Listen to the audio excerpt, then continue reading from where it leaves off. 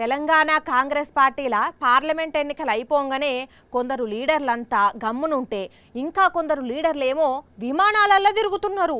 ప్రచారం బగ్గ చేసినోళ్ళు మాత్రం కంటికి కనపడలేదు, మీడియాకి చిక్కలేదు. కానీ జగ్గుబాయ్ మాత్రం బరాబరుగా గాంధీ భవన్కి వచ్చి ప్రెస్ మీట్ పెట్టిండు. మరి ఏం మాట్లాడిండో ఏం చెప్తాడో చూద్దాం. సారు నమస్తే. రాసి పెట్టుకోండి. అయ్యో పెన్ను తెచ్చుకోలేదు సారు, ఏందో చెప్పుండ్రి. నేను హైపర్ యాక్టివ్, నాకు మస్తు మెమరీ పవర్ ఉన్నది. టీఆర్ఎస్ ఎమ్మెల్యేలు మంచి మార్కులు 20 మంది వస్తే మాకు ఎన్ని అవుతాయి? ఒప్పుకోరండి. ఒకవేళ వస్తే మాకు ఎన్ని అవుతాయి? 65 × 20. 65 × 20 ఇంటూ చేయరే జగ్గన్న, కూడతారు ప్లస్ అనాలే. 65 × 20. ఆగో మళ్ళీ అట్లనే అంటాడు.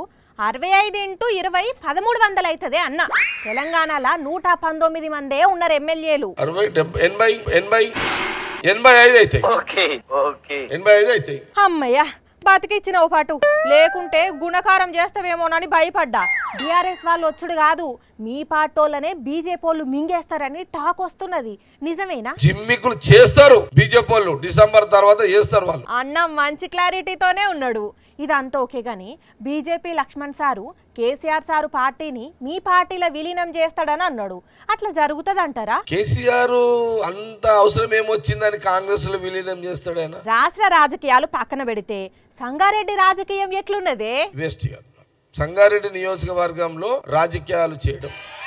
జగ్గన్న ఏందా మాటలు? సంగారెడ్డిలో రాజకీయాలు చేయవా? ఎందుకే? ఓట్ల రాజకీయాలు చేయడం. రాజకీయాలు చేసేదే ఓట్ల కోసం, ఓట్ల రాజకీయాలు చేయనంటవేందే? మొన్న అందుకనే ఓడిపోయినావా ఏంది? పార్టీ రాజకీయాలు చేస్తా కాంగ్రెస్ పార్టీ. అబ్బో ఏమన్నా ఇచ్చినవా తిరకాసు? ఇంత షార్ప్ ఎప్పుడైనవే అన్న? మాది సెన్సిటివ్ బాడీ, మా మైండ్ కాంగ్రెస్ వాళ్ళది. సెన్సిటివ్ బాడీ ఉంటే షార్ప్ గా సెటర్లు వేస్తారా?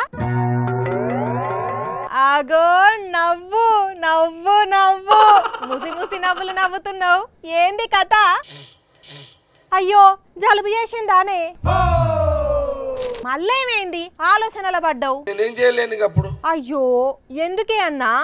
కానీ ఆఖరణ ఏపీ రాజకీయాలు ఎట్లున్నాయే? రిజల్ట్ వచ్చినాక మాట్లాడదాం. అబ్బో ఏమో అనుకున్నావు, చమత్కారాలు బగ్గనే ఉన్నాయి.